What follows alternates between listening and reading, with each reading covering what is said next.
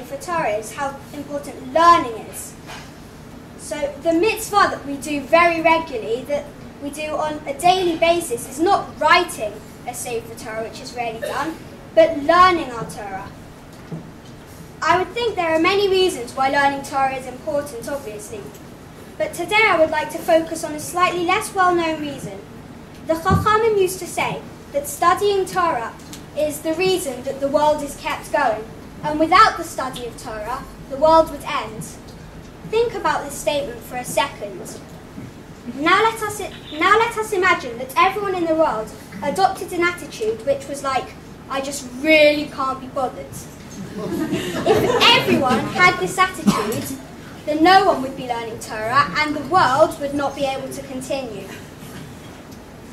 Now it is clear how necessary this mitzvah is to the world and why it is emphasized so much. We can start to see what a huge mitzvah we are all taking part in. I would like at this point to introduce a story that will bring with it a new point we need to know. This story is one I learned with my teacher, Rabbi Fagel. This story is about the Borehamwood Rav. Borehamwood was a major Jewish town in Poland, and he was its Rav and its Rosh Yeshiva. He was an elected member of the Polish Parliament too. By the end of the Second World War, the Communists and the Nazis had destroyed all traces of Yiddishkeit in Russia, Poland and Germany, and the Jewish people who remained alive were broken. At the start of the war, the Borehamwood Rav had managed to get to Eretz Yisrael, and he settled in Bnei Barak. There he dedicated his life to rebuilding Yiddishkeit after the Churban in Europe. He built orphanages for children left without parents and opened SEMs to train young Jewish women how to be Jewish wives and mothers. He rebuilt his yeshiva in Bnei Barak and named it the Borehamwood Yeshiva. It stands majestically on top of a hill today. This story took place in Rome. The Rav was travelling in a taxi with Dr. Rothschild, the founder and director of the Mayoneh HaYeshua Hospital, and he was another man dedicated to rebuilding Yiddishkeit. They were on their way to a meeting, when suddenly the Borehamwood Rav went to the taxi driver, leaned forward in his seat, and he whispered something in his ear.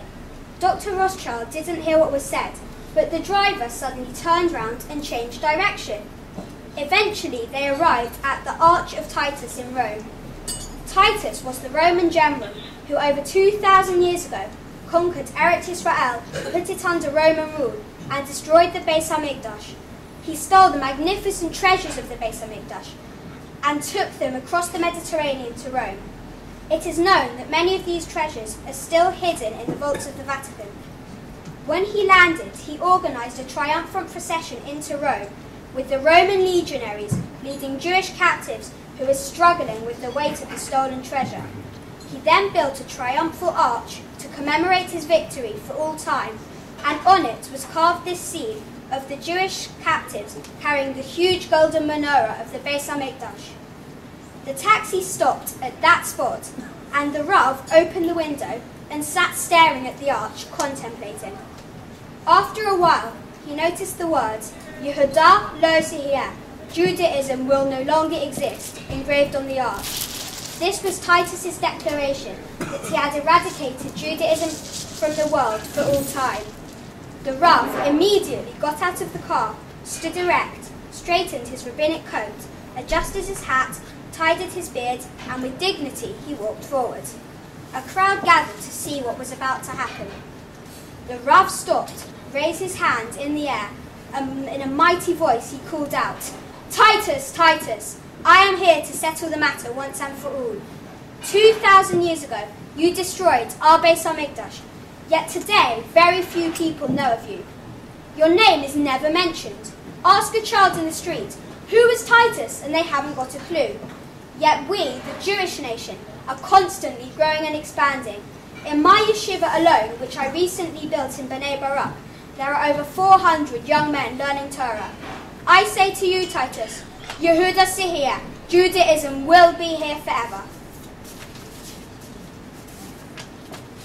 Here in Elstree, we started our new Kehillah around 10 years ago, and last year we started the writing of a sefer Torah. When we did this, we joined on a large group of people who all over the world are trying to strengthen Judaism and carry out the proclamation of the Ponevezher Rav, Yehuda Sihiyeh. So how do we ourselves carry on the statement of the Ponevezher Rav?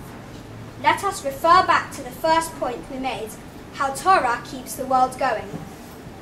If we want to carry on this idea of Yehuda Sihiyeh, Judaism will remain here forever, we have to keep learning our Torah.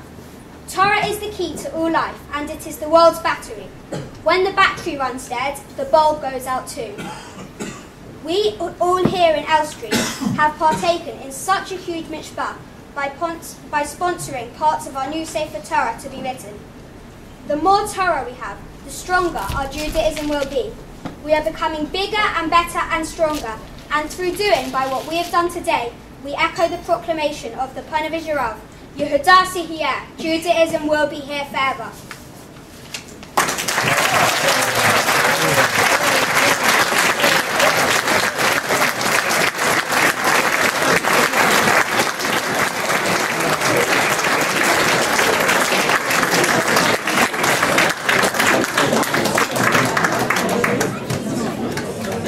Before we have dessert and the final speech by our president, thank you, Aaron, for that very moving and touching. Joshua, Paul, a deacon, would like to share a few words about.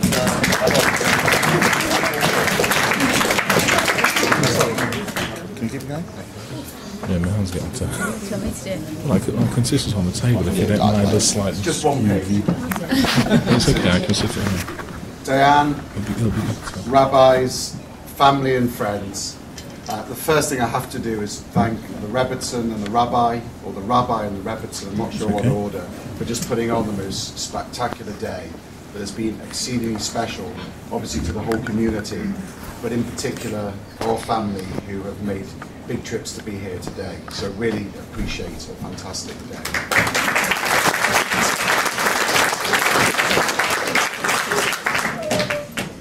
Before I say a few words about Judy Levine,